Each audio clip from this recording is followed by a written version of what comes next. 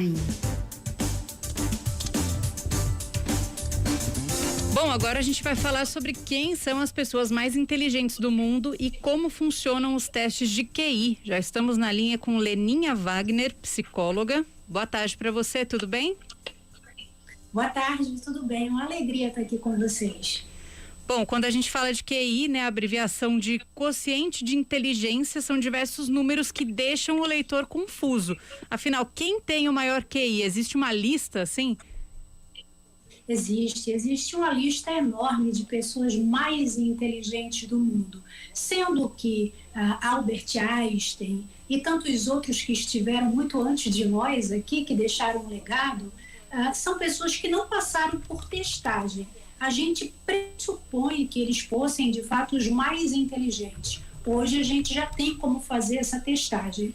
A testagem do QI exige um ambiente controlado, um profissional, só os psicólogos podem fazer, já que a gente necessita de testes para executar esse processo e somente os psicólogos podem comprar esses testes. A gente tem tabelas, obviamente, é a parte matemática da psicologia, a psicometria, através de testagem e resultados.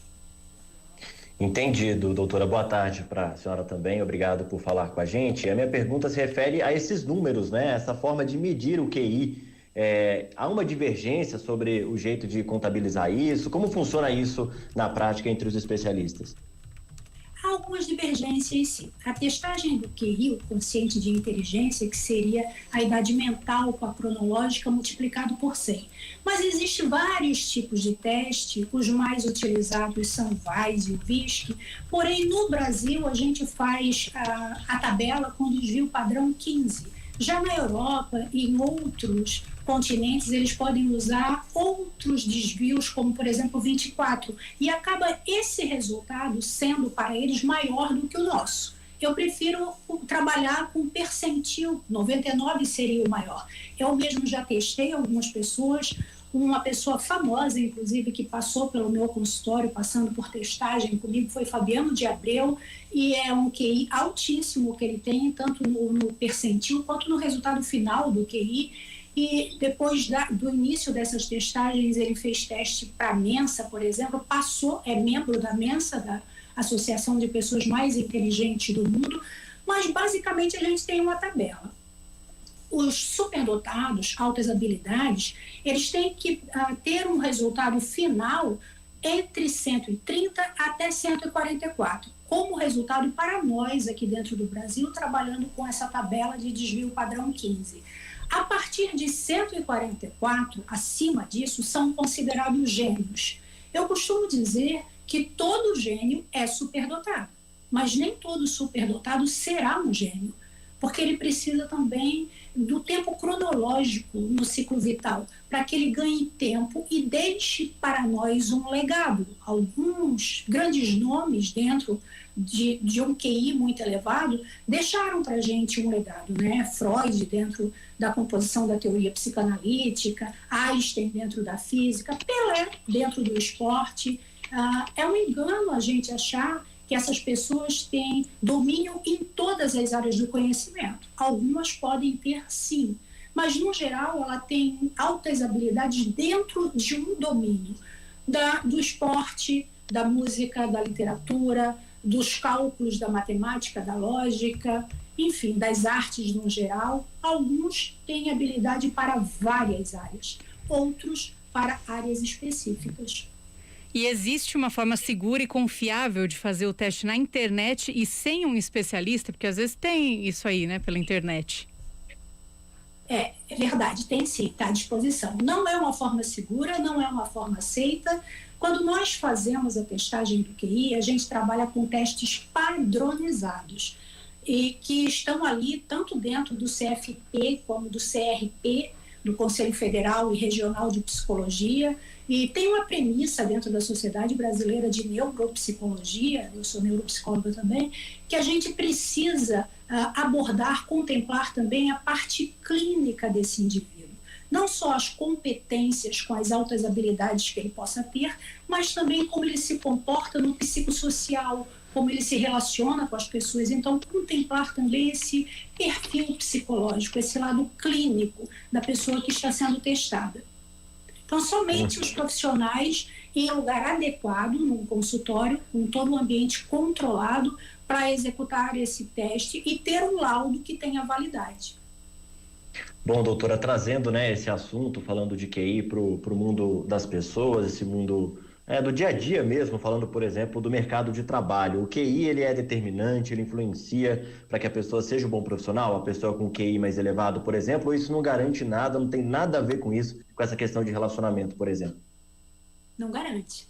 Não garante porque se você não desenvolve também, a gente trabalha, nós na área da saúde mental, trabalhamos com o que chamamos de fator G. Seria o fator da inteligência, mas quando a gente articula, por exemplo, a inteligência cristalizada, que seria o tempo de escolaridade do indivíduo, com a inteligência fluida, a sabedoria que ela ganhou com a vida, as experiências. A inteligência humana, na verdade, é isso, né? É uma habilidade mental de você aprender com as experiências passadas, utilizar essas informações para manipular o próprio ambiente em que você se encontra, mas também ter relações sociais de qualidade. Quando você tem inteligência emocional, responsabilidade afetiva, você tem aí uma interação social que você vai desenvolver. No fim, tudo é relacionamento. O ser humano é um ser de relação e a gente precisa se relacionar muito bem. Algumas pessoas que têm altas habilidades, elas carregam consigo alguns transtornos. Por exemplo, alguns autistas que têm uma tremenda habilidade na música ou no cálculo matemático,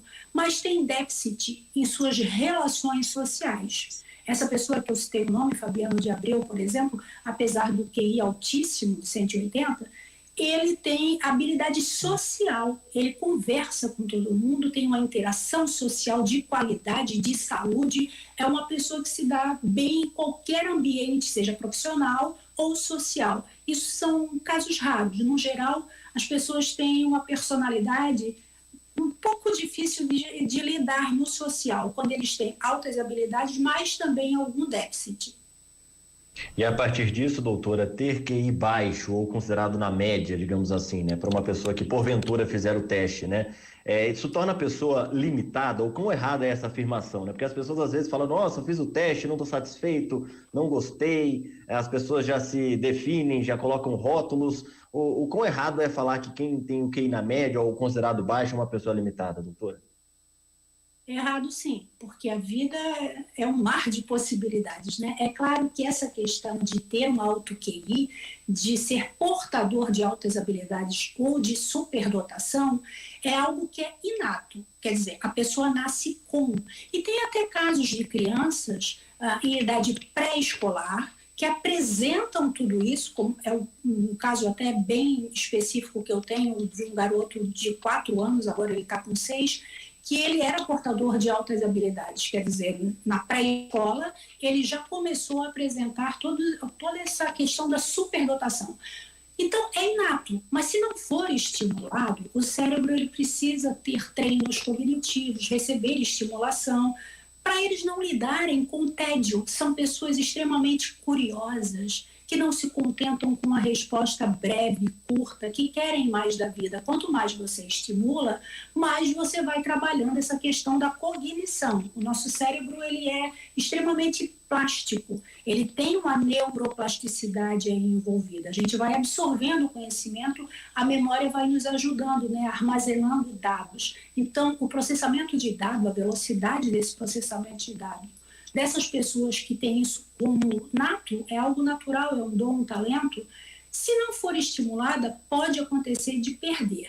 Porém, algumas pessoas que são consideradas dentro da média, entre 100 e 114 de QI, vamos supor, mas elas têm, por exemplo, essa motivação, que é algo intrínseco, interno, um motivo para agir na vida, um motivo para a ação, de buscar conhecimento, de saber tanto de si. As inteligências emocionais, as 7 inteligências, são muito bem-vindas nessa hora.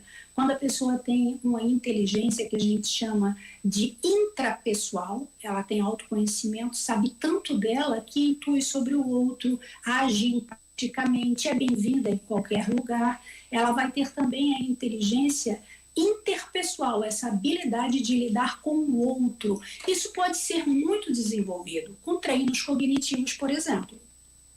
E daí a importância, imagino, doutora, de fazer um acompanhamento, por exemplo, com uma criança ou uma pessoa mais jovem, né, que tenha essa detecção, essa percepção por parte de um especialista. O acompanhamento psicológico acho que é primordial, né, na formação dessa pessoa.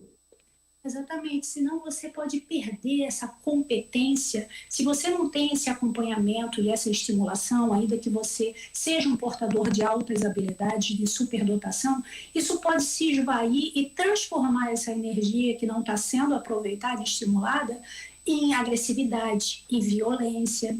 E se perder aquele talento que é inato, a gente tem até no cinema bastante filmes que falam sobre isso, né? De pessoas que são portadoras, mas que em algum momento, não sendo essa habilidade promovida o tempo todo através de atividades como, por exemplo, jogos de tabuleiro, atividades no sentido mesmo do conhecimento intelectual, eles não promovem, não fomentam isso e transformam isso em agressividade. Então, é muito importante o acompanhamento, até para perceber a parte clínica desse sujeito. Isso é importantíssimo, traçar o perfil psicológico e até que ponto as interações sociais são de qualidade de saúde. Entendido, doutora. Muito obrigado pela entrevista. E é interessante saber todos esses aspectos, né, também envolvendo esse acompanhamento. Muito obrigado aqui pela entrevista, psicóloga Leninha Wagner. Boa tarde para a senhora. Muito obrigada, uma boa tarde.